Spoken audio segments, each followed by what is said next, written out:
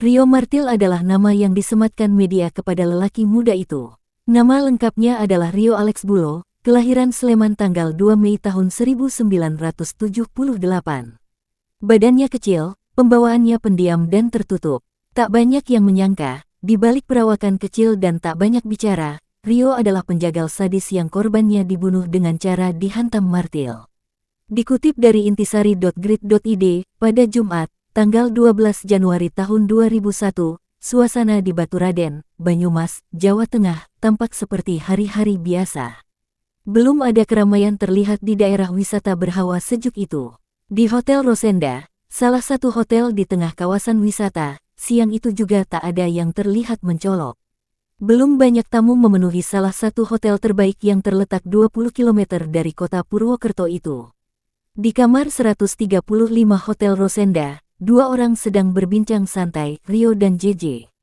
Rio berbicara panjang lebar tentang minatnya menanamkan modal di bisnis perumahan di Baturaden. JJ sebenarnya tidak terlalu berminat. Kedatangannya semata untuk menyopiri mobilnya yang disewa Rio untuk berkeliling. Selain menjadi pengacara, lelaki 40 tahun itu juga menjalankan bisnis persewaan mobil. Namun di tengah perbincangan, tiba-tiba saja, bak, terdengar suara pukulan benda keras menghantam. Rupanya JJ sudah bersimbah darah. Pukulan yang dilakukan berkali-kali oleh Rio itu menggunakan dua martil, satu di tangan kiri, satunya di kanan. Dalam beberapa pukulan saja, kepala JJ sudah remuk. Darah dan isi kepala berhamburan.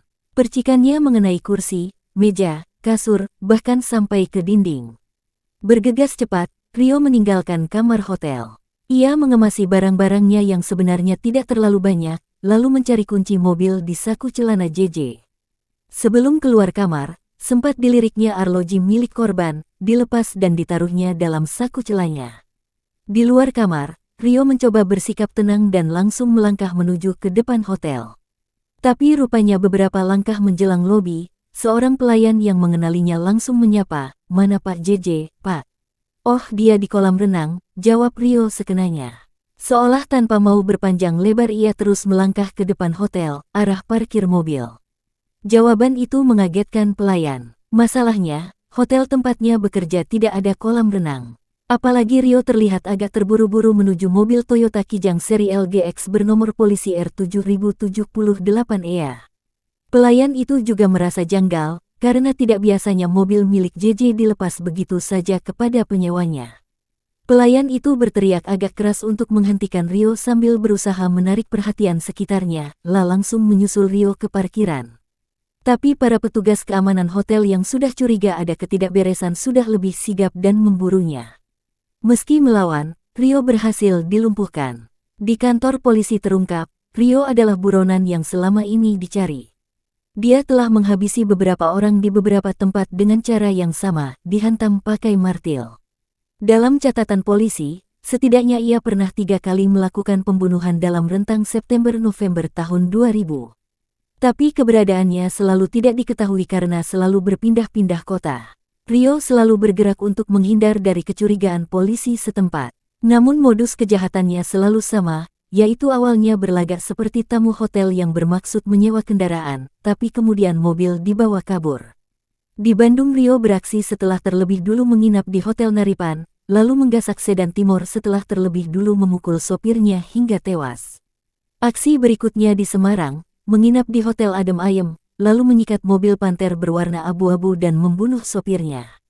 Kemudian di Surabaya ia menginap di Hotel Mirama dan membawa kabur sedan Mercy berwarna putih, lagi-lagi sopirnya ditemukan tewas. Kemudian beraksi di Yogyakarta, dengan menginap di Hotel Ibis. Tapi aksi pembunuhannya gagal gara-gara saat hendak memukul, gagang martilnya terlepas. Sopirnya hanya terluka lalu kabur sambil kesakitan. Konon peristiwa itulah yang membuat Rio selalu membawa 2 martil, satu buat cadangan sekaligus alat keduanya.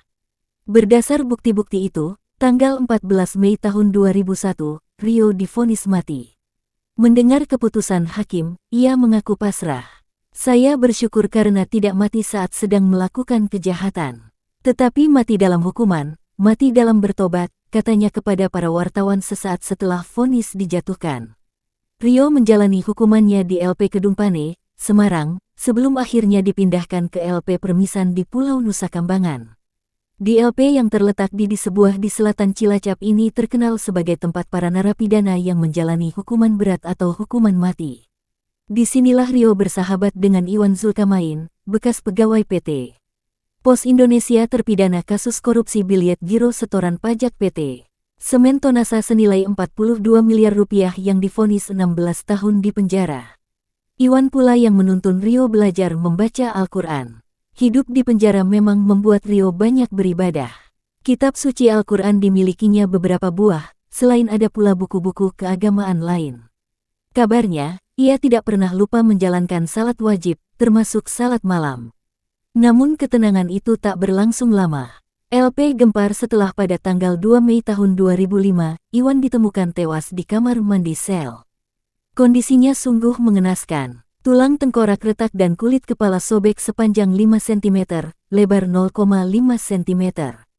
Di dinding dekat tempatnya jatuh bersimbah darah, ada noda-noda percikan darah.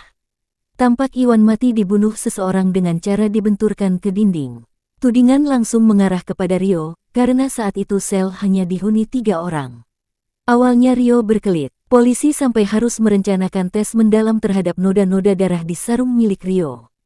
Tapi dengan sejumlah pendekatan, akhirnya ia mengaku telah membunuh Iwan lantaran kesal.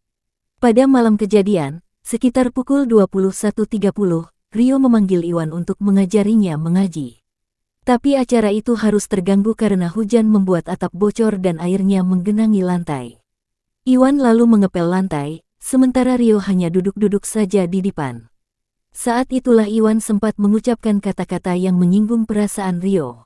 Kata Iwan, Rio boleh saja ditakuti di luar, tapi di dalam LP tidak punya jalu. Merasa tersinggung, Rio langsung menyerang. Iwan dibekap dengan sarung, mulutnya disumpal kain. Kepalanya dibenturkan ke dinding berkali-kali. Suasana sel sempat gaduh, tapi petugas saat itu mengaku tidak mendengarnya lantaran hujan turun sangat deras. Sempurna sudah kejahatan Rio Martil.